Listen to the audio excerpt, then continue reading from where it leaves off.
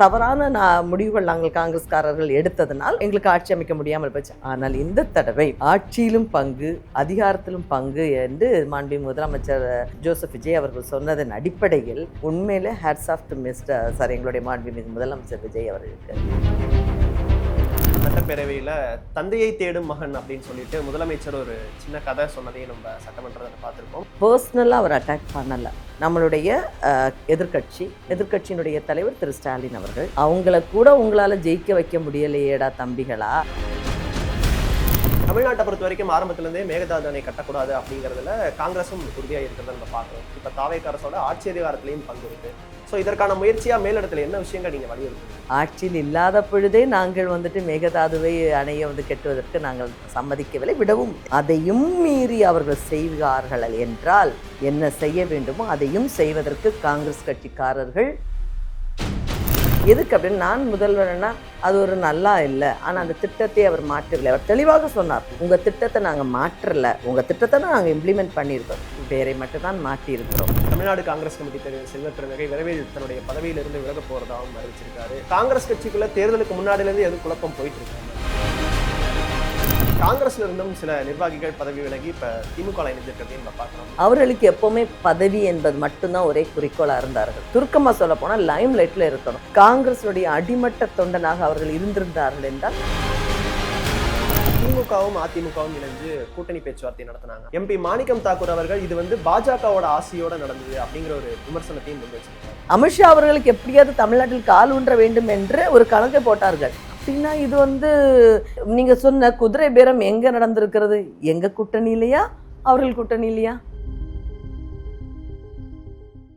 இது என்ன பாயசத்துக்கா? இதுதாமா பாயசத்தோட secret. Sweet and condensed milk from Milky Mist. பார்த்தாலே தெரியுது நல்ல சூப்பர் பாயசம். Sweet and condensed milk from Milky Mist. தமிழ்நாட்டுல எல்லாமே சேஞ்ச் ஆயிடுச்சு. உங்க நகையையும் சேஞ்ச் பண்ணுங்க. உங்க பழைய நகைக்கு கிராமுக்கு 150 ரூபாய் கூடுதலா வாங்கி புது நகை எடுத்துக்கோங்க.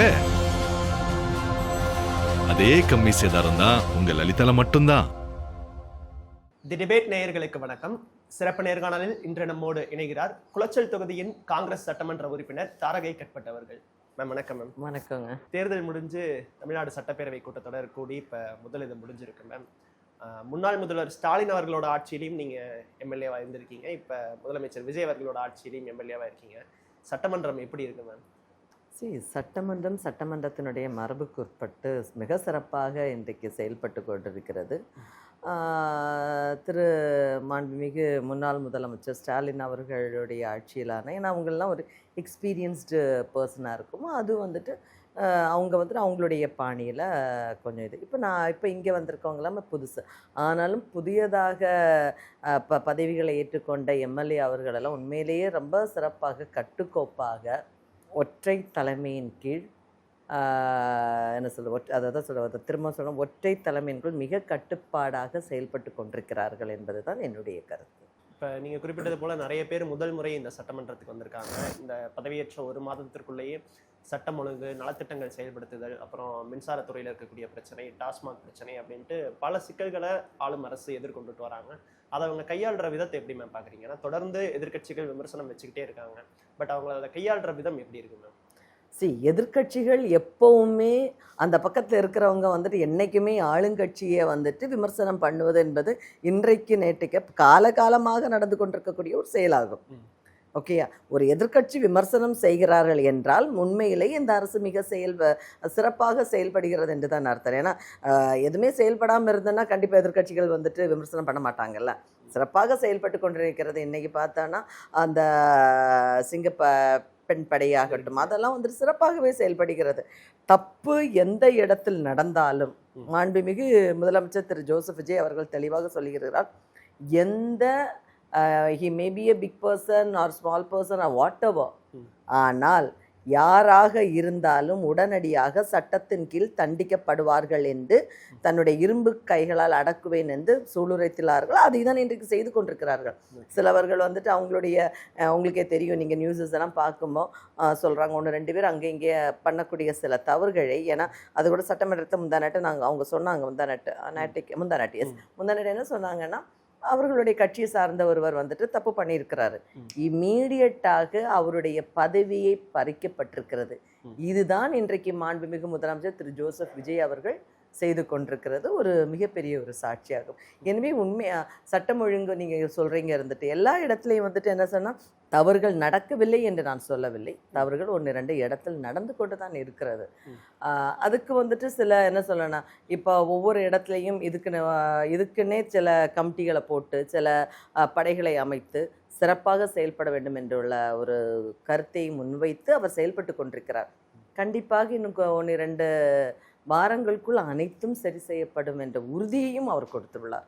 இதுவே ஒரு பெரிய ஒரு எடுத்துக்காட்டாக தான் இருக்கிறது. அதே போல இந்த நலத்திட்டங்கள் செயல்படுத்துறது, குறிப்பா இந்த சட்டம் ஒழுங்கு சார்ந்த விஷயங்களுக்கு முந்தைய திமுக அரசு செய்த சில தவறுகள் தான் இப்ப நடக்கிறதுக்கான பிரச்சனைக்கு காரணமா இருக்கு அப்படிங்கிற ஒரு குற்றச்சாட்டையும் வைக்கிறாங்க.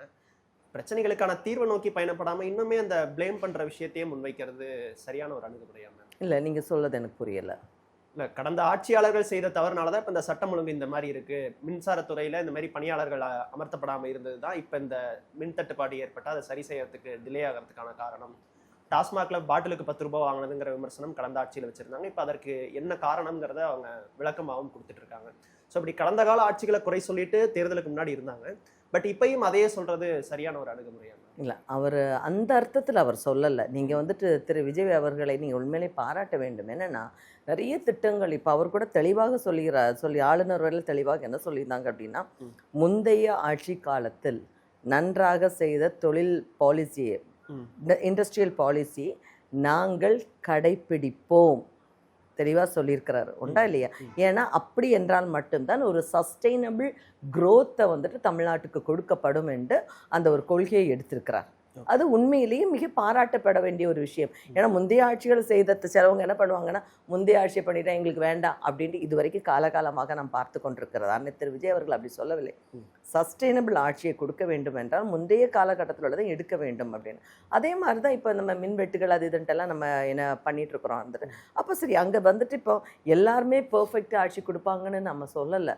சில தவறுகள் நடந்துட்டு, ஏன்னா இவர் வந்து இப்போ தான் வந்துட்டு அப்போ அங்கே வந்த 1-2 தவறுகள் வந்து நடந்தோ நடக்கவில்லையோ அதை பற்றி விமர்சனம் நான் செய்யவில்லை. ஆனால் அதில் ஏன்னா இப்போ மழை காலத்தில் உங்களுக்கு தெரியும், கரண்ட் ப்ரொடியூஸ் பண்ணுறதுக்கு என்னெல்லாம் உங்களுக்கு சில தடங்கல்கள், சில பழைய மிஷினரிஸ் எல்லாம் போட்டு, அதுக்கு நான் ஒரு சின்ன உதாரணமே நான் சொல்லலாம். எங்களுடைய 57 எங்களுடைய மாண்புமிகு முன்னாள் முதலமைச்சராக இருந்த திரு காமராஜர் அவர்கள் எங்களுடைய கோதையாரில் வந்துட்டு பவர் ப்ரொடக்ஷன் வந்து அங்கேருந்து பவர் ப்ரொடக்ஷன் பண்ணிட்டு இருக்கிறாங்க. அது கவர்மெண்ட் உண்மையிலேயே இன்ன நாள் வரை நான் அங்கே தான் முன்னாடி விளவங்கோடு தொகுதியில் தான் சட்டமன்ற உறுப்பினராக இருந்தேன். அந்த தொகுதிக்கு தான் அந்த கோதையார் டேமும் அந்த பவர் ப்ரொடக்ஷனும் அங்கே வர்றது. அப்போ ஒரே ஒரு தடவை கிட்டத்தட்ட எத்தனை வருடங்களுக்கு 60 வருடங்களுக்கு பிறகு ஒரே ஒரு முறை மட்டும் இப்போ தான், அது மீன் அந்த எனக்கு பதவி நான் வந்து விளவங்கோடு எலெக்ஷனுக்கு அதை கழிஞ்ச பிப்ரவரி மாதம் ஒரு சின்ன பழுது ஏற்பட்டது. அப்போ என்ன ஆச்சுன்னா, ஒரு கிட்டத்தட்ட எங்களுக்கு ஒரு 2-3 வாரம் கரண்ட் எங்களுக்கு ப்ராப்ளம் இருந்துச்சு. இப்போ நான் என்ன சொல்லுறேன்னா, எங்களுடைய மாண்புமிகு முன்னாள் முதலமைச்சர் திரு காமராஜர் அவர்கள் மக்கள் நலனே என்னுடைய நலன் என்று கருதி எந்த ஊழலுக்கும் செய்யாமல், எந்த ஊழலுக்கு அப்பாற்பட்டு தன்னுடைய முழு மூச்சையும் இந்த தமிழகத்திற்காக செலவழித்து அன்றைக்கு இம்ப்ளிமெண்ட் பண்ணின ஒரு மிஷினரி ஒரு இன்ன வரைக்கும் கேன் யூ இமேஜின் தட் 60 இயர்ஸாக எந்த ப்ராப்ளமும் இல்லாத ஒரே மிஷின் உண்டுன்னா இந்தியாவில் எங்களுடைய காங்கிரஸ் ஆட்சியில் மாண்புமிகு முன்னாள் முதலமைச்சர் காமராஜர் கொண்டு வந்தது தான். அன்னைக்கு ஒரு ப்ராப்ளம் வந்துச்சு. இதே மாதிரி தான் மற்ற இடங்களிலையும் நிறைய இடத்துல காமராஜர் அவர்கள் இம்ப்ளிமெண்ட் பண்ணியிருக்கிறார். நான் என்னோட முன்னாள் தொகுதியில் இருந்தது மட்டும்தான் எனக்கு எக்ஸாம்பிளாக எடுத்து சொல்ல முடியும். அப்போ அதே மாதிரி ஏதாவது தவறு, சின்ன மிஸ்டேக்ஸ் ஏதாவது வந்திருக்கும்.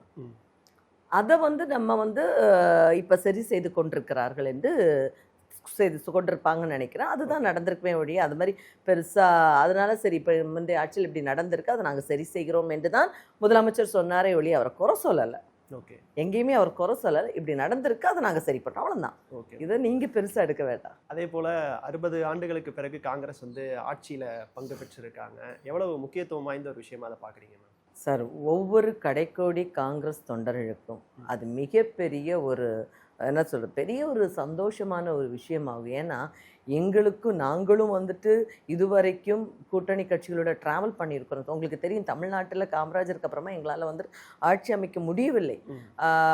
96லையும் எங்களுக்கு ஆட்சி அமைக்க ஒரு சூழ்நிலை, வந்த டைம்லலையும் 91ல முடியாமல் ஒரு சூழ்நிலை போச்சு. அந்த காலகட்டத்தில் உள்ள சில தவறான முடிவுகள் நாங்கள் காங்கிரஸ்காரர்கள் எடுத்ததுனால் எங்களுக்கு ஆட்சி அமைக்க முடியாமல் போச்சு. ஆனால் இந்த தடவை ஆட்சியிலும் பங்கு, அதிகாரத்திலும் பங்கு என்று மாண்புமிகு முதலமைச்சர் ஜோசப் விஜய் அவர்கள் சொன்னதன் அடிப்படையில் நாங்கள் அன்னைக்கு 28 பேர் நாங்கள் வந்துட்டு கண்டெஸ்ட் பண்ணணும். இதில் நாங்கள் 5 பேர் தான் ஜெயித்தோம். ஆனால் அவர் சொன்ன வாக்குறுதியை நிறைவேற்றி 2 பேருக்கு மந்திரி சபை கொடுத்துருக்கிறாருன்னா அவர் எந்த அளவுக்கு காங்கிரஸை மதிக்கிறார், எந்த அளவுக்கு தலைவர் ராகுல் காந்தியை மதிக்கிறார் என்பதற்கு இது ஒரு சிறந்த ஒரு அடையாளமாகும். இதை நாங்கள் காங்கிரஸ்காரராக இருக்கக்கூடிய நாங்கள் அனைவரும் வரவேற்கிறோம், கொண்டாடுகிறோம்.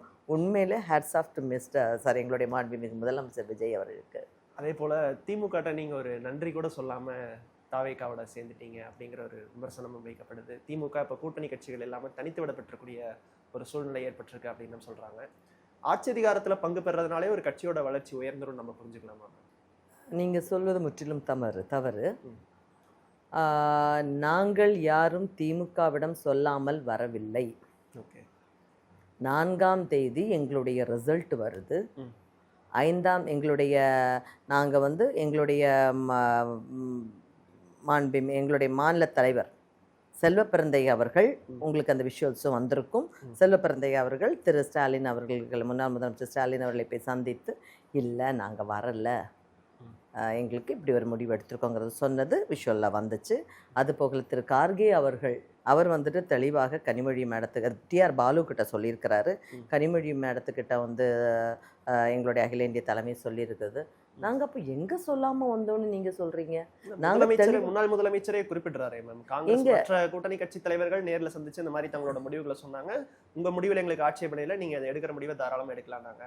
ஆனால் காங்கிரஸ் தேர்தல் முடிவுகளுக்கு பிறகு ஒரு நன்றி கூட எங்களை சந்திச்சு சொல்ல அப்படிங்கிற விமர்சனத்தை முன்னாள் முதல்வர் அவர்களே வைக்கிறாரு. அதுக்கு தான் நான் கேட்குறேன்ல, நாங்கள் இப்படி சொல்கிறோம் இல்லையா, டிஆர் பாலு அவர்களை எங்களுடைய அகில இந்திய தலைவர் மல்லிகார்ஜுன் கார்கே சந்தித்து பேசியிருக்கிறாருன்னு சொன்னோம் இல்லையா, அதுக்கான பதிலை ஏன் அவங்க சொல்லலை? அப்போ அவங்க ரிப்ளை சொல்லலாம்ல, இல்லை எங்களை மீட் பண்ணல, பேசலன்னு சொல்லலாம்ல. திருமதி கனிமொழி அவர்களிடம் நாங்கள் பேசவில்லை என்று நான் சொல்லலாம்ல. செல்வப்பிரந்தை அவர்கள் ஸ்டாலின் அவர்களை சந்திக்கவில்லை என்று சொல்லலாம்ல. ஏன் அதுக்கான பதிலை சொல்லலை? நாங்கள் எம்எல்ஏ சந்திக்கல, அதை நாங்கள் ஒத்துக்கிறோம். எங்கள் எம்எல்ஏஸை விட எங்களுடைய தலைமை தானங்க எங்களுக்கு முக்கியம். இது அகில இந்திய தலைமை, அவர்கள் தானே எங்களுக்கு முக்கியம். அவங்க போய் பேசியிருக்கிறாங்களே, இதை விட நாங்கள் இன்னும் என்ன பண்ணணும்? அதுக்கான மறுப்பு அவர்கள் திரு ஸ்டாலின் அவர்கள் சொன்னாரா? இல்லை, இன்ன வரைக்கும் திமுகலேருந்து யாரும் அதுக்கு மறுப்பு சொல்லலை. நாங்கள் சொல்கிறோம்ல, இவங்களெல்லாம் மீட் பண்ணியிருக்கிறோம், பார்த்துருக்கோம் சொன்னதுக்கு அதுக்கு மறுப்பு யாராவது வந்திருக்கா? அதுக்கு உங்களுடைய பதில்? அதே போல் இப்போ தமிழ்நாடு சட்டமன்றத்தில் விஜய் விசஸ் உதய் அப்படிங்கிற ஒரு களம் போயிட்டு இருக்கிறத நம்ம பார்க்க முடியுது. நேற்று முன்தினம் எதிர்க்கட்சி தலைவர் உதயநிதி அவர்கள் பேசின விமர்சனங்கள், அதற்கு நேற்று முதலமைச்சர் கொடுத்த பதில்களையும் நம்ம பார்த்தோம். இந்த ஒரு கான்வர்சேஷன் எப்படி இருக்கு மேம் சட்டமன்றத்தில்? ஏன்னா கடந்த ஆட்சி காலத்தில் எதிர்க்கட்சிகள் பேசுறது நேரலையில் ஒளிபரப்பு செய்யப்படாத நிலை இருந்தது, வெளியில் வராததையும் நம்ம பார்த்துருக்கோம். இப்போ அத்தனை நிகழ்வுகளும் நேரலை செய்யப்படுது. எப்படி பார்க்குறீங்க மேம் இந்த கான்வர்சேஷன்லாம்? ஒரு ஆரோக்கியமான முறையில் இருக்கா? இது விஜய் வர்சஸ் உதய் அப்படிங்கிறதே முதல்ல ஒரு தப்பான ஒரு இதுங்க. ஓகே, சரியா? இது ஆளுங்கட்சி வர்சஸ் எதிர்கட்சி, அவ்வளவுதான். நீங்களாவே இதுக்கு ஒரு கண்ணு மூக்கெல்லாம் வச்சுக்கிட்டு நீங்களாவே பொதுவாக வைக்கக்கூடிய விமர்சனங்கள் மக்கள் பார்க்கக்கூடிய, அதுதான் சொல்றீங்க. நம்ம மக்கள் பார்க்க பார்வை நம்மளுடைய மீடியா சொல்றது தான் மக்கள் ஃபோக்கஸ் பண்ணுவாங்க. எப்பவுமே நம்ம ஒரு ஆரோக்கியமான ஒரு இது பண்ணணும்னா, பேசணும்னா ஆளும் கட்சி எதிர்கட்சி என்று சொன்னால் மட்டும்தான் இந்தியாவில் ஒரு ஆரோக்கியமான ஜனநாயகம் வளரும். இண்டிவிஜுவல் என்னைக்குமே விஜயும் உதயும் இண்டிவிஜுவல்ஸ், அது இல்லை. இது கட்சி, இது ஒரு நிர்வாகம், ஜனநாயகம். அதனால அவருக்கு ஓகே. நீங்கள் சொல்லக்கூடிய பாயிண்ட்டுக்கு வரணும்னா, அவங்க ஆளும் கட்சி தரப்பிலிருந்து நாங்கள் எங்களுடைய வாதங்களை நாங்கள் மக்களுக்கு என்னென்ன செய்ய போகிறோம், அவர்கள் செய்த இதெல்லாம் நாங்கள் சொல்லுவோம். கண்டிப்பாக அதான் சொன்னேன் முதல்ல, நீங்கள் இன்டர்வியூ எடுக்குமே நான் தெளிவாக சொன்னேன் ஒரு ஆளுங்கட்சியை சிறப்பாக செயல்படும் வேண்டும் என்றால் எதிர்கட்சியானவர்கள் ஒரு விமர்சனம் செய்தார்கள் என்றால் மட்டும்தான் அது ஆளும் கட்சியால் சிறப்பாக செயல்பட முடியும். இல்லாமல் இருந்தால் அது ஒரு மந்தமான ஒரு நிலைமைக்கு போகும். ஆனால் அது வந்துட்டு ஒரு ஆரோக்கியமான ஒரு விமர்சனமே நான் பார்ப்போம். ஆனால் என்னோட ஒரு தனிப்பட்ட ஒரு கருத்து என்று சொன்னால், சில வார்த்தைகளை நம்ம தவிர்க்க வேண்டும் என்பது என்னுடைய, அது யாராக இருந்தாலும், ஓகே, எதிர்கட்சி, ஆளும் கட்சி, கூட்டணி கட்சி யாராக இருந்தாலும் சில 1-2 வார்த்தைகளை தவிர்க்கிறதை தவிர மீதி எல்லாமே மிக சிறப்பாக தான் போய்கொண்டிருக்கிறது. அதே போல நேற்றைய தினம் சட்டப்பேரவையில தந்தையை தேடும் மகன் அப்படின்னு சொல்லிட்டு முதலமைச்சர் ஒரு சின்ன கதை சொன்னதையும் நம்ம சட்டமன்றத்தில் பார்த்திருப்போம். அதற்கு எதிர்க்கட்சிகள் வெளிநடப்பு செய்த பிறகு வெளியில வந்து எதிர்க்கட்சி தலைவர் சொன்ன விமர்சனங்களையும் நம்ம பார்த்திருப்போம். இப்போ நீங்க குறிப்பிட்டது மாதிரி அந்த வார்த்தை பிரயோகங்களை தவிர்த்துக்கலாம் நம்ம நினைக்கலாமா? கண்டிப்பாக. ஏன்னா மாண்புமிகு முதலமைச்சர் விஜய் அவர்கள் சொன்ன கான்டெஸ்ட்டை இன்னொரு விதமாக கூட நம்ம எடுத்துக்கலாம். ஏன்னா அவர் என்னன்னா, சரி, அவர் வந்துட்டு பர்சனலாக அவர் அட்டாக் பண்ணலை என்பது என்னுடைய வாதம். பர்சனலாக அட்டாக் பண்ணாமல், சரி, அதாவது நம்மளுடைய எதிர்க்கட்சியினுடைய தலைவர் திரு ஸ்டாலின் அவர்கள், அவங்கள கூட உங்களால் ஜெயிக்க வைக்க முடியலையேடா தம்பிகளா அல்லங்க அண்ணன்களா அப்படின்னு தான் அவர் கேட்டாரே ஒழிய, நம்ம அந்த அர்த்தத்தை ஏன் அதை நம்ம மாறி யோசிக்கணும்? ஏன்னா ஒவ்வொருத்தவங்களுக்கும் ஒரு கருத்து இருக்கும். நான் அது அப்படியாக தான் இருக்கேன். உங்களால் இங்கே பாருங்கள், எங்களுடைய கட்சிக்காரவங்க எங்களெல்லாம் ஜெயிக்க வச்சுருக்காங்க, மக்கள் என்ன ஜெயிக்க வச்சுருக்காங்க. ஆனால் நீங்கள் செய்த சில தவறுகளால் உங்கள் தலைவரை நீங்களே காவு வாங்கிட்டீங்களே அப்படிங்கிற அர்த்தத்தில் தான் அவர் சொல்லியிருப்பாருன்னு நான் நினைக்கிறேன். அதை வந்துட்டு உதயநிதி அவர்களும் அதை அவர் வந்துட்டு சரி, அவரும் பொதுவாக ஏதாவது சொல்லியிருக்கான்னு தான் நினைக்கிறேன். இதை வந்துட்டு இதை விட நம்ம விடுறது நல்லது. ஏன்னா எப்போவுமே ஒரு ஆரோக்கியமான அரசு சில விமர்சனங்களை நம்ம தவிர்த்து போயிடலாம் அப்படின்னு நினைக்கிறேன். ஓகே. அதே போல் மேகதாது விவகாரம் தொடர்பாக வந்து தேசிய காங்கிரஸ் தலைமை வந்து இதுக்கு ஒரு முடிவுக்கு கொண்டு வரணும். ஏன்னா கர்நாடகத்திலையும் காங்கிரஸ் ஆட்சியில் இருக்காங்க, தமிழ்நாட்டில் ஆட்சி அதிகாரத்தில் காங்கிரஸ் பங்கு கொண்டிருக்காங்க அப்படின்னு. தமிழ்நாட்டை பொறுத்த வரைக்கும் ஆரம்பத்திலேருந்தே மேகதாது அணை கட்டக்கூடாது அப்படிங்கிறதுல காங்கிரஸும் உறுதியாக இருக்கிறத நம்ம பார்க்குறோம். இப்போ தாவேகா அரசோட ஆட்சி அதிகாரத்திலையும் பங்கு இருக்குது. ஸோ இதற்கான முயற்சியாக மேலிடத்தில் என்ன விஷயங்கள் நீங்கள் வலியுறுத்துவீங்க? உண்மையிலே மிக சிறப்பான ஒரு கேள்வியாக நான் இதுக்கு வருகிறேன். ஏன்னா காங்கிரஸ் வந்துட்டு என்றைக்குமே தமிழக மக்களுடைய நலனில் அக்கறை காட்டுகிறது. இன்றைக்கு நாங்கள் ஆட்சி அதிகாரத்தில் இருக்கிறோம். இந்த ஆட்சி அதிகாரத்தில் இருக்கிற பொழுது, ஆட்சியில் இல்லாத பொழுதே நாங்கள் வந்துட்டு மேகதாதுவை அணையை வந்து கெட்டுவதற்கு நாங்கள் சம்மதிக்கவில்லை, விடவும் இல்லை. இல்லை, இது வந்து காங்கிரஸுக்கு இன்னொரு சிக்கல்னு சொல்கிறாங்க. இல்லை, கண்டிப்பாக எந்த சிக்கலும் கிடையாது. தமிழ்நாட்டு நலனுக்காக காங்கிரஸை சார்ந்த ஒவ்வொரு அமைச்சர்களும், ஒவ்வொரு எம்எல்ஏஸும், ஒவ்வொரு தொண்டர்களும் முன்னின்று நிற்பார்கள். யார் இருக்கிறாங்களோ இல்லையோ, எந்த ஆட்சி வருதோ இல்லையோ, நாங்கள் என்றைக்குமே முன்னின்று நின்று தமிழக நலனுக்காக நிற்போம். மேகதாது அணையை கெட்டுவதற்கு விடவும் மாட்டோம். அதே போல நாங்கள் அனைவரும், நாங்கள் இப்போதான் நாட்டைக்கு கூட நாங்கள் பேசின வந்துட்டு என்னன்னா, எங்களுடைய அகில இந்திய தலைமையிடம் நாங்கள் சென்று வலியுறுத்தி போகிறோம். அதே போல் அங்குள்ள மாண்புமிகு முதலமைச்சர் டி.கே. சிவகுமாரை சந்திப்பதற்கான அப்பாயின்மெண்ட்டையும் கேட்டிருக்கிறோம். அவங்க எங்களுக்கு அப்பாயின்மெண்ட் கொடுப்பாங்க. நாங்கள் போய் எங்களுடைய கருத்தை வலியுறுத்துவோம். அதையும் மீறி அவர்கள் செய்வார்கள் என்றால், தமிழ்நாட்டு மக்களை திரட்டி என்ன செய்ய வேண்டுமோ அதையும் செய்வதற்கு காங்கிரஸ் கட்சிக்காரர்கள் மடிக்க மாட்டார்கள் என்பதை ஆணித்தரமாக கூறுகிறேன். ஓகே. அதே போல் கடந்த ஆட்சியில் ஆளும் கட்சியாக திமுக கூட பயணிச்சிருந்தீங்க. உங்கள் பழைய கூட்டணி கட்சி இப்போ எதிர்கட்சியாக அமர்ந்திருக்காங்க. பல முன்னாள் அமைச்சர்களும் இந்த தேர்தலில் தோல்வியை தழுவி இருக்கிறதையும் நம்ம பார்க்குறோம். எதிர்கட்சியாக திமுகவோட செயல்பாடுகள் எப்படி பார்க்குறீங்க? அதுதான் இது வந்துட்டு எனக்கு எப்படி தோணுதா, திரும்ப திரும்ப இதே கொஸ்டினை நீங்கள் ரிப்பீட். ஏன்னா எதிர்கட்சி என்றைக்குமே விமர்சனங்களில் தான் இருப்பாங்க. ஓகே. அவங்க எப்போவுமே ஆளுங்கட்சியை வந்துட்டு இந்த மைக்ரோஸ்கோப்பை போட்டு தான் எங்கேயாவது தவறுகள் கண்டுபிடிக்க, இவன் நல்லது செஞ்சா கூட. ஆளும் கட்சியாக நீங்கள் திமுக கூட இருந்து நிறைய திட்டங்களாக இருக்கட்டும், நிறைய விஷயங்களை நீங்கள் ஒரு ஆளும் கட்சி தரப்புல இருந்து நீங்கள் கூட உட்காந்து பார்த்துருப்பீங்க.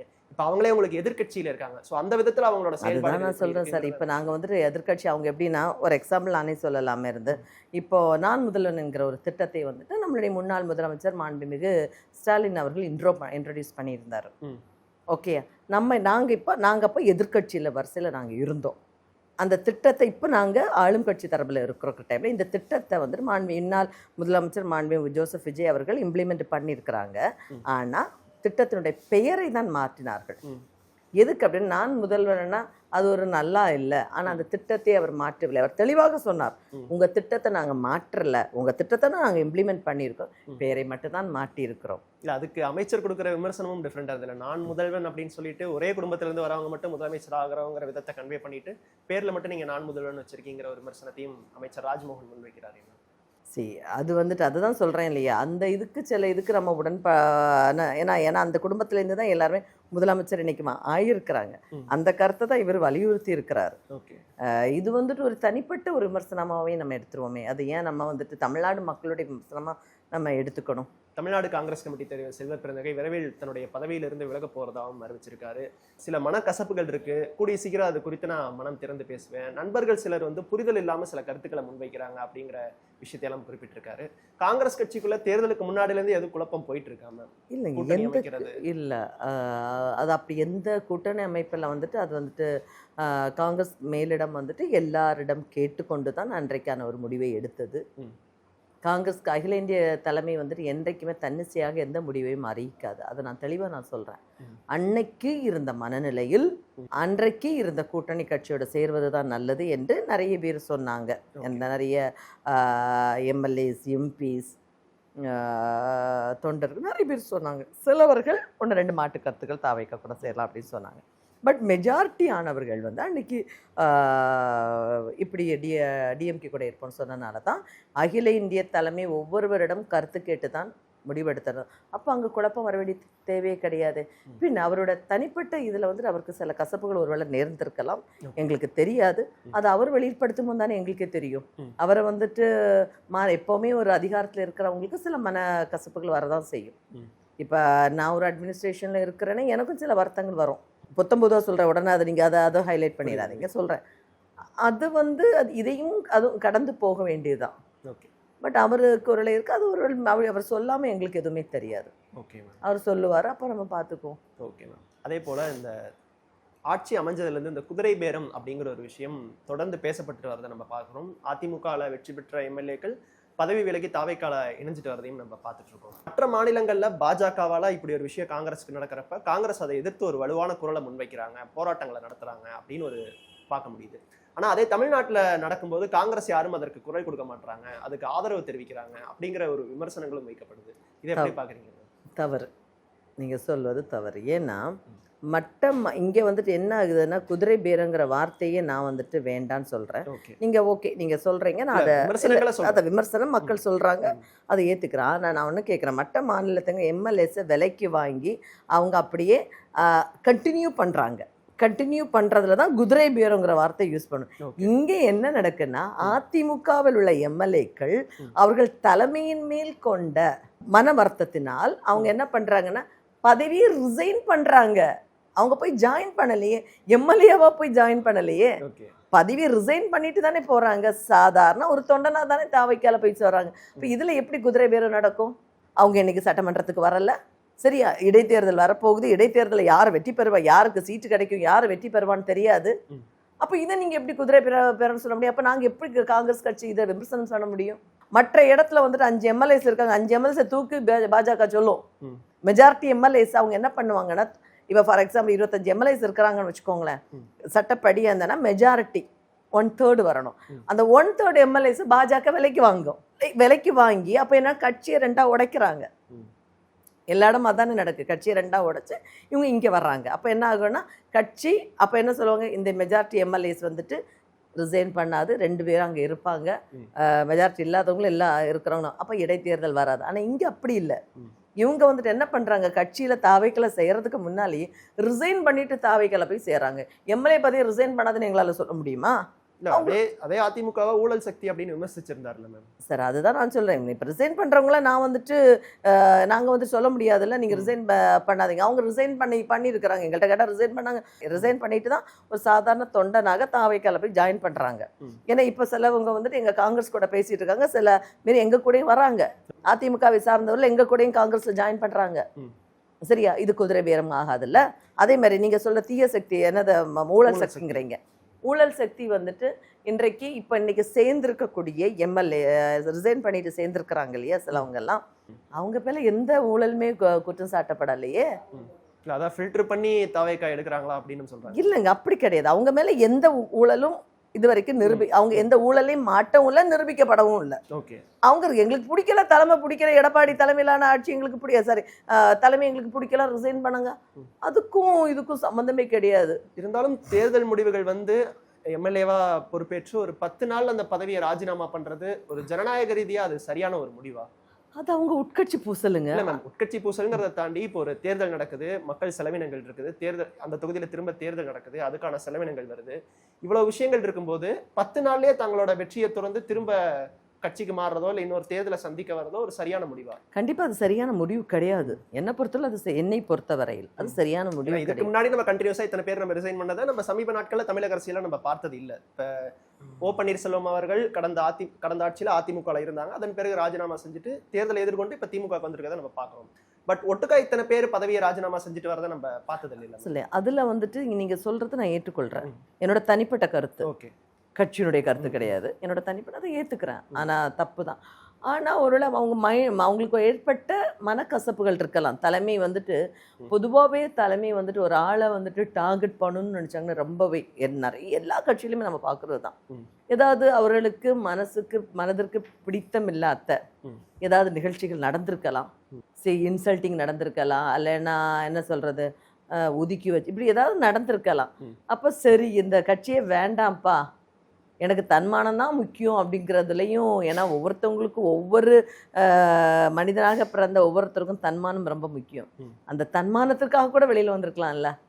சரி என் மக்களை நான் பார்த்துக்கேன், என் மக்கள்கிட்ட நான் பேசிக்கிறேன் அப்படிங்கிறதுல ஒரு வந்திருக்கலாங்கிறது தான் என்னோட கருத்து. அதிமுகல இருந்து இப்ப பதவி விலகி அடுத்த கட்சிக்கு போறதை பத்தி நம்ம பேசிட்டு இருந்தோம். காங்கிரஸ்ல இருந்தும் சில நிர்வாகிகள் பதவி விலகி இப்ப திமுக இணைஞ்சிருக்கிறதையும் நம்ம பார்க்கிறோம். அலிமல் புகாரி அவர்கள் சிங்காநல்லூர் தொகுதி காங்கிரஸ் வேட்பாளர் ஸ்ரீநிதி அவர்கள் விலகி இப்போ திமுக இணைஞ்சிருக்கிறத நம்ம பார்க்குறோம்.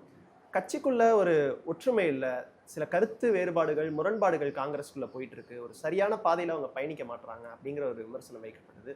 நான் முன்னாடியே சொன்ன மாதிரி தேர்தலுக்கு பிறகு காங்கிரஸ் கட்சியில உட்கட்சி குழப்பங்கள் அதிகம் இருக்காம? இல்லைங்க, அது அப்படி கிடையாது. திரு ஸ்ரீநிதி அவர்கள் வந்து உண்மையை சொல்லப்போனால் அவங்க வந்துட்டு she is not basically a Congress person. உங்களுக்கே தெரியும், முன்னால் கமலஹாசனுடைய கட்சியில் அவர்கள் ஒரு அங்கமாக இருந்தார்கள், அங்கேயும் கண்டெஸ்ட் பண்ணாங்க. அவர்களுக்கு எப்போவுமே பதவி என்பது மட்டும்தான் ஒரே குறிக்கோளாக இருந்தார்கள். சரியா, அந்த ஒரு இதுக்காக தான் எங்களுடைய கட்சியில் வந்துட்டு பயணித்தார்கள். சரி, ஒரு பெண்ணாக இருக்கிறதுனால், ஏன்னா எங்களுடைய கட்சி என்றைக்குமே பெண்களுக்கு முக்கியத்துவம் கொடுக்கக்கூடிய ஒரு கட்சி, ஒரு பெண்ணாக இருப்பதனாலும் ஒரு இளம் பெண்கள், ஏன்னா அடுத்த ஒரு க்ரோத்துக்கு அவங்க எங்களுக்கு பயன்படுவாங்கன்னு சொல்லி நாங்கள் வந்துட்டு அவங்களுக்கு ஒரு சீட்டை கொடுத்தோம். சரியா, முழுக்க சீட்டை கொடுத்து அவர்களுக்கான எல்லா சப்போர்ட்டையும் செய்து கொடுத்தோம். ஸோ செய்து கொடுத்ததுக்கு அப்புறமா அவங்க வந்துட்டு ஜெயிக்க முடியலை, அது ஓகே. அதில் வந்துட்டு ஏன்னா தேர்தல் என்பது வெற்றியும் தோல்வியும் மாறி மாறி வரக்கூடியது. கமலஹாசன் கட்சியில் நின்னப்போ கூட அவங்களால ஜெயிக்க முடியலை, இப்போவும் ஜெயிக்க முடியலை. அப்போ என்னாச்சுன்னா அவங்க அதை நாங்கள் யாருமே அவங்கள நாங்கள் விமர்சனம் பண்ணவே இல்லையே, விட்டுட்டோம். ஆனால் அவங்க வந்து அவங்களுக்கு பதவி மோகம் தான் அவங்களுக்கு பெருசாக இருந்ததுனால திமுக கூட போய் ஏதோ ஒரு வாக்தானங்கள் திமுக கொடுத்துருப்பாங்கன்னு நினைக்கிறேன், அவங்க போய் ஜாயின் பண்ணியிருக்கிறாங்க. சரியா, அந்த டைம்லையும் அவங்க வந்துட்டு என்ன விமர்சனம் வைக்கிறாங்க? காங்கிரஸ் அவங்க எங்கேயுமே விமர்சனம் வைக்கல. நீங்கள் தெளிவாக அவங்களோட பாருங்கள், ராகுல் காந்தியை பற்றி அவங்க ராகுல் காந்தி நல்ல தலைவர் அப்படி இப்படின்னு தான் அவங்களுடைய ஏதோ ஒரு என்ன சொல்கிறது பதவி மோகம் அவங்களுக்கு, அதுதான் நான் சொல்லணும். பதவி மோகத்தினால, இல்லைன்னா எனக்கு என்னைக்கு நான் ஆட்சியில் இருக்கணும், பதவியில் இருக்கணுங்கிற அந்த ஒரு இதுக்காக தான் அவங்க போய் லைம் லைட்டில் இருக்கணும். சுருக்கமாக சொல்ல போனால் லைம் லைட்டில் இருக்கணும். காங்கிரஸுடைய அடிமட்ட தொண்டனாக அவர்கள் இருந்திருந்தார்கள் என்றால் கட்சியை விட்டு விலகி போயிருக்க மாட்டார்கள். இதுதான் என்னுடைய கருத்து. அலிமல் புகாரி அவர்களும் திமுக இணைஞ்சிருக்கிறத நம்ம பார்க்குறோம் மேம். அதுதான் சொல்லலை, அவருக்கு சீட்டு கொடுக்கல. காங்கிரஸில் சீட்டு கிடைக்கல அவருக்கு இந்த வாட்டி. அவர் சீட்டு கேட்டார், கொடுக்கல. அவருக்கு உடனே வந்துட்டு இது வந்துட்டு என்ன இது, அதான் சொல்லல. உங்களுக்கு முதல்ல நம்ம பேசுகிற டைமில் விஜய் அவர்கள் வந்துட்டு ஆட்சியிலும் பங்கு அதிகாரத்திலும் பங்குன்னு சொன்னார். இப்போ நாங்கள் கொஞ்சம் சமீபம் ஒரு 20 வருடங்களாக நாங்கள் திமுக கூட பயணித்து வருகிறோம். சில இடத்துல வந்துட்டு நாங்கள் கண்டெஸ்ட் பண்ணுறோம், சில இடத்துல கண்டெஸ்ட் பண்ணாமல் போகிறோம். அப்போ ஏன்னா ஒவ்வொரு இடத்துலையும் வேலை 20 வருஷமாக வந்துட்டு நம்ம என்னென்னா திமுக கூட ட்ராவல் பண்ண டைமில் எல்லாருமே நமக்கு வந்து ஃப்ரெண்ட்லியாக இருப்பாங்க. அப்போ என்ன ஆகும்னா, இவர் புகாரி அவர்கள் அவருக்கு ஒன்றும் பெரிய பதவி ஒன்றும் எங்கள் கட்சியில் கிடையாது. அவரை நீங்கள் இவ்வளோ பெருசாக அவரை ஹைலைட் பண்ணுறதுக்கு அவர் பெரிய ஆளும் கிடையாது. அவர் திமுக கூட ஏதாவது நண்பர்கள் இருந்தாங்க வாங்கன்னு கூட்டுற போவார். சரி, இது வந்துட்டு சாதாரண ஒரு நிகழ்வு வந்துட்டு நீங்கள் இவ்வளோ பெருசுப்படுத்த வேண்டிய தேவையும் கிடையாது. ஓகே, இதுதான் என்னோட கருத்து. அவர் ஏதாவது என்ன பதவியில் அவர் இருந்தார் சொல்லுங்கள். இன்றைக்கி இளைஞர் காங்கிரஸ்லேருந்து எங்களுடைய தலைவர் 7 பேர்கிட்ட சீட்டு நாங்கள் கொடுத்துருக்கோம். 28 பேரில் எந்த கட்சி கொடுத்துருக்கு சொல்லுங்கள்? அதாவது பழமை வாய்ந்த கட்சிகளை சொல்கிறேன் நான். நான் இப்போ ஆட்சி அமைத்து கொண்டிருக்க தாவைக்கா பற்றி சொல்லலை, பழைய கட்சிகளை பற்றி. திமுக ஆகட்டும், அதிமுக ஆகட்டும், மதிமுக ஆகட்டும், கம்யூனிஸ்ட் கட்சி ஆகட்டும், எந்த கட்சி ஆகட்டும், இளைஞர்களுக்கு இவ்வளோ முக்கியத்துவம் கொடுக்கல. ஆனால் எங்களுடைய கட்சி இவ்வளோ முக்கியத்துவம் கொடுத்துருக்கு. இதுதான், இப்படி தான் நம்ம எடுக்கணும் பாசிட்டிவாக. அதே போல இந்த தேர்தல் முடிவுகளுக்கு பிறகு தாவேகா பெரும்பான்மை நிரூபிக்கிறதுக்கான அந்த இடங்கள் குறைவா இருந்த சமயத்துல திமுகவும் அதிமுகவும் இணைஞ்சு கூட்டணி பேச்சுவார்த்தை நடத்தினாங்க. அதிமுக ஆட்சியில் அமர்த்துறதுக்கு திமுக ஆதரவோட முயற்சிகள் நடந்தது அப்படிங்கிற ஒரு விமர்சனமும் போயிட்டு இருந்தது. எம்பி மாணிக்கம் தாக்கூர் அவர்கள் இது பாஜகவோட ஆசையோட நடந்தது அப்படிங்கிற ஒரு விமர்சனத்தையும் முன் வச்சிருந்தாரு. உறுதியான பாஜக எதிர்ப்பை எடுக்கக்கூடிய சக்தியுடன் இருக்க வேண்டுமா அல்லது மக்களால் நிராகரிக்கப்பட்டவர்களுடன் நிற்க வேண்டுமா அப்படிங்கிற ஒரு விமர்சனத்தை அங்க பதிவு செஞ்சிருந்ததையும் நம்ம பார்த்தோம். திமுக இத்தனை நாளா உறுதியான பாஜக முன்னெதிர்ப்பை எடுக்கல நம்ம பார்க்கலாமா இந்த விமர்சனம் மூலம்? இந்த விமர்சனம் ஏன்னா உங்களுக்கே தெரியும் என்னென்ன தாவேக்கா இவ்வளோ 108 தொகுதிகளை வென்றதுக்கு அப்புறமா நாங்கள் காங்கிரஸ் அவர்களோட இணைந்து 113 பேராக உடனே நாங்கள் இமீடியட்டாகவே நாங்கள் கூட சேர்ந்து அப்போ எங்களுக்கு நிரூபிக்கிறதுக்கு ஒரு 7 பேர் நம்ம பேசியிருந்தோம். அதே நேரத்தில் இவர்கள் என்ன செய்திருக்கிறாருன்னா இது மீடியாவில் வெட்டு வெளிச்சமாக அவங்க அப்ரோச் பண்ண ஆட்கள் உங்களுக்கே தெரியும். திருமாவளவன் என்ன பேட்டி கொடுத்தாருங்கிறது உங்களுக்கே தெரியும் என்னென்ன நடந்துங்கிறது. எனக்கு இதில் ஏற்றுக்கொள்ளாத ஒரு விஷயம் என்னன்னா, எல்லாருக்கும் ஆட்சி அமைக்கணுங்கிற கனவுகள் இருக்கும் சரியா. ஆனால் என்னைக்குமே ஏடிஎம்கேயும் திமுகவும் என்றைக்குமே ஒத்து போகாத ஒரு கட்சிகள். கொள்கைகள் வேறு, 2 பேருக்கான கொள்கைகளே வேறு. இன்ன வரைக்கும் கட்சி அதிமுகவை எதிர்த்து தான் திமுகவை எதிர்த்து தான் அதிமுக என்ற ஒரு கட்சி உருவானது. அன்றைக்கு நம்மளுடைய அம்மையார் ஜெயலலிதா அவர்கள் இருந்த டைம்லையும் எதிர்த்து தான் அவர்கள் கட்சியை செய்து கொண்டிருந்தார்கள். எம்ஜிஆர் அவர்களும் கருணாநிதி எதிர்த்து தான் வந்தார்கள். இப்படியாக இருந்தது. போன ஆட்சியிலையும் அப்படிதான். எடப்பாடி அவர்கள் இருந்த டைம்ல ரொம்ப எதிர்த்துட்டு இருந்தாரு. யாரை? எங்களுடைய, நாங்கள் அப்போ கூட்டணியில் தானே இருந்தோம், ரொம்ப எதிர்த்துட்டு இருந்தாரு நம்மளுடைய மாண்புமிகு முன்னாள் முதலமைச்சர் ஸ்டாலின் அவர்கள். எடப்பாடியார் அவர்கள் அவர் முன்னாள் முதலமைச்சரும் கூட. ஆனால் திடீர்னு இவங்க 2 பேரும் சேர்றாங்க எடுக்கிறாங்கன்னா எந்த சாமானிய மக்களாலும் ஏற்றுக்கொள்ள முடியாதது. இது கண் கூட நம்ம பார்த்துட்டே இருந்தோம். டெய்லி அங்கே சட்டமன்றத்திலே பார்த்தோன்னா திடீர்னு இதை எதிர்த்து தான் இவர்கள் சேர்றதை பிடிக்காம தான் அன்னைக்கு வேலுமணி தலைமையில் கொஞ்சம் ஆதரவு கொடுத்தாங்க. நீங்க பார்த்தீங்க. அதனால பெரும்பான்மையை நிரூபித்தார்கள். இப்படியாக அந்த கட்சியில் உள்ள உட்பூச்சல் தான் இதுக்கு காரணம். ஏன் மரதன் குமாரவேல் எல்லாம் போய் வெளியில சேர்ந்தாங்கன்னு கேட்டீங்கல்ல. எனக்கு பிடிக்கல, நான் வந்துட்டேன், எனக்கு இந்த எம்எல்ஏ வேண்டாம், இப்படி அடிமையா எனக்கு இருக்காது. அது ஒரு பெண்ணாக ஒரு தன்மானத்துடன் அவர்கள் நின்றார்கள். இதுதான் நடந்திருக்கு. இது இதை விட்டுட்டு இன்னைக்கு பிஜேபி எதிர்க்கிற, இன்னைக்கு உங்களுக்கு எல்லாம் தெரியுமே எடப்பாடி அவர்கள் பிஜேபியினுடைய ஒரு அடிமையாக மாறிக்கொண்டிருந்தார்கள். கடந்த காலத்தில் நம்ம பார்த்துருந்தோம். இன்னைக்கு ஸ்டாலின் அவர்கள் அதை பிஜேபி உண்மையில எதிர்த்து தான் ஆட்சி அதிகாரம் அன்னைக்கு செய்து கொண்டிருந்தார்கள். ஆனால் இன்னைக்கு இவர்கள் 2 பேரும் யாரோட அசைவில் இது பண்ணினாங்கன்னு கேட்டால் தமிழக மக்களுக்கு அது வெட்ட வெளிச்சமாக தெரிகிறது. அமித்ஷா அவர்களுக்கு எப்படியாவது தமிழ்நாட்டில் கால் ஊன்ற வேண்டும் என்று ஒரு கணக்கை போட்டார்கள். அதனால தான் அவர்களுக்கு வெற்றி பெற்ற ஒரே ஒரு எம்எல்ஏ, நீலகிரி எம்எல்ஏ, ஊட்டி எம்எல்ஏ இருக்கிறார் இல்லையா, அவரையும் அவங்க கூட சேர்த்திருக்கிறாங்க. அப்படின்னா இது நீங்க சொன்ன குதிரை பேரம் எங்க நடந்திருக்கிறது?